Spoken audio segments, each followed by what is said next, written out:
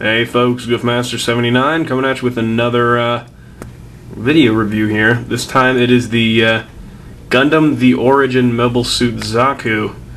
It's a little bit of an oddball figure. I got this a couple of years ago on eBay, I think from some guy in Singapore. Something really far away. I'm not exactly sure. But yeah, I mean, I paid like 20 couple bucks for it. And I don't know if they're rare or they just don't show up that much or what, but I haven't seen any of them afterwards. I mean, the one time I saw this guy is the time I bought it, so. But I'll tell you right now, he's really cool. He's very, very cool. So let's get this guy opened up and we'll see what we can do.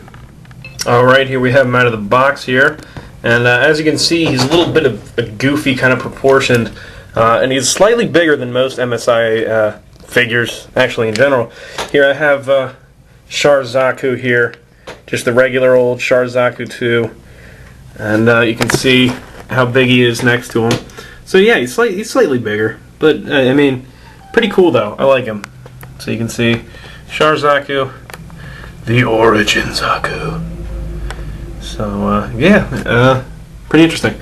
So let's go ahead and show you his articulation here. Now right off the bat, I will say that his joints are very annoying because, there you go, they're kept on just by a peg and they like to fall out all the time.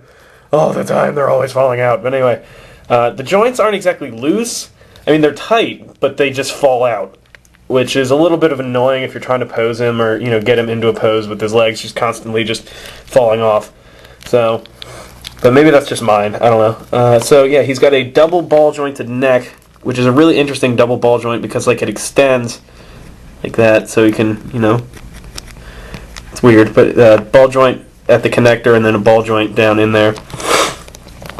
You can see he's got these swivel or the pseudo ball joint. Let me pop that off. Shoulders where it's connected by the peg, and then there's another swivel in there, so it's sort of like a ball joint, and then these whole shoulder sections can actually come out like so. And I just noticed there's a piece of lint or something on there.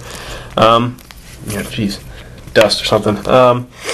Obviously, he's got the blast shield here. It's pretty big. It's got the nice big Xeon symbol on the side, and that's on there with a ball joint, which is interesting. And same goes for the other side. He's got the spike, but it's on there with like a really short ball joint, so you don't really get a whole lot of movement out of it. He's got a double ball jointed waist. If you can see, there's a midsection in there that's like a completely separate part from the lower waist and torso that kind of moves around in there. Oh, and yes, those can come unplugged apparently. But yeah, the back thrusters here are on tiny little ball joints. His hips are on those weird kind of ball joint things where it connects with the peg and then it's got the swivel inside of it. The skirt armor is all connected except for the front, so it kind of hinders the motion a little bit. Not a whole lot. I just realized I completely forgot about the elbows. It's got these weird double hinged elbows that like extend. They're real goofy. I don't know how I feel about them, but they are kind of loose, which is the only downside. And he does have ball jointed wrist. He's got this double jointed knee thing going on here, as you can see, and then double ball joint ankles, where it's like a ball joint and then this weird like hinge joint going on in there. God damn it. So yeah, but as you can see, like this one leg is the one that gives me the problems. It just keeps popping off, and that is Ravage in the background, my cat going nuts.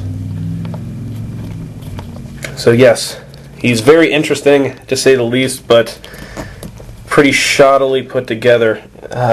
He's made by Bandai, so I mean, take with that with what you will. His accessories, it comes with a gun.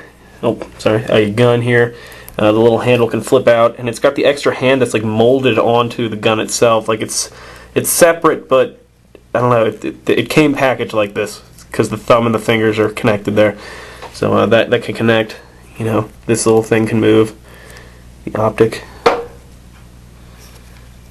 As you can see, looks a little bit different than the regular Zaku machine gun that we've seen because it comes actually with a gun belt here, sort of thing. This will plug into the backpack right here. You can also, if you don't have that on there, he comes with a heat hawk. I'll show you that in a second. Comes with this little connector. I guess it's just in case you don't want to have the gun connected, but you still want to have it looking right.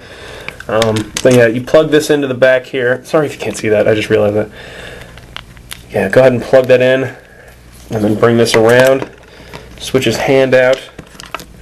Go ahead and plug that into the bottom of the gun, and then plug his hand back into his wrist. And then he's got his little machine gun that he can go shoot Amuro with, or other innocent civilians. Let's see, he's got his heat hawk, which cannot connect to his waist. Oh, never mind, it can, I forgot. See, there goes his leg. Yeah, that's a real big complaint. You're not going to get much playability out of this. Posability, it's whatever. But there's a little slot. It's more like a slot rather than a hole here, and you can go ahead and just plug that in, and it kind of stays in, kind of doesn't. But I mean, it'll stay there if you don't mess with it. But it's not a big deal. You can see, put this in his hand here. So he's got his little heat hawk going on, and his gun. See, he doesn't want to hold a pose either. This shoulder, like I said, it's real loose, but maybe it's just mine, so I'm not going to say that for the whole series. There is an Char Zaku and RX-78-2 Gundam, but I haven't seen those. Yeah, it's whatever. You can see, I think these look like little machine guns that he has on his wrist, but that's kind of cool. So yeah, I mean that's about it. If you're gonna buy them, I'll tell you right now, if you're gonna buy them to play with them, you're gonna be disappointed because you can't hold a pose. He falls apart, and the joints, like I said, they're loose and weird and stuff like that. But if you buy them just to display them, go for it. I mean, as you can see, he can kind of sort of hold a pose. Not very well though. He's very cool, very detailed. The plastic quality itself is alright. The paint applications on here are very cool. It's hard to tell, but he has a lot of weathering all over him. And you can clearly see, like on the chest here, like where the cockpit is, and the mono eye, and the Xeon crest on his head. If that'll focus, yes, it will. So yeah, he's definitely very detailed, but more of a display figure than a playing with figure. So I'll give him overall 7 out of 10 because his joints could be much better, but he looks fantastic. I'll give him that. So definitely very cool. You can see him here next to a regular Zaku, a regular sized MSI Zaku. Definitely pretty cool. So yeah, definitely worth picking up if you're just going to display him. I'd recommend him. So that's about it. I will have some more reviews for you guys tomorrow at the earliest or latest or something. Yeah.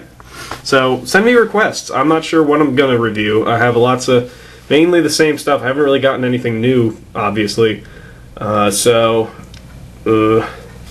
think I might do a collection update video because the way I have it set up now is a lot different than the way I used to have it at my apartment with all the shelves and stuff like you guys had saw.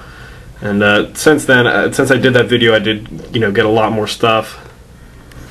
So yeah, I'll definitely be uploading that later, probably tomorrow. So send me PMs, send me requests, comment, do all that stuff. Let me know what you want to see. Until then, thanks for watching. Thanks for all the kind words from everyone and subscribers and all that. So yeah, thank you, and Semper Fi, Marines.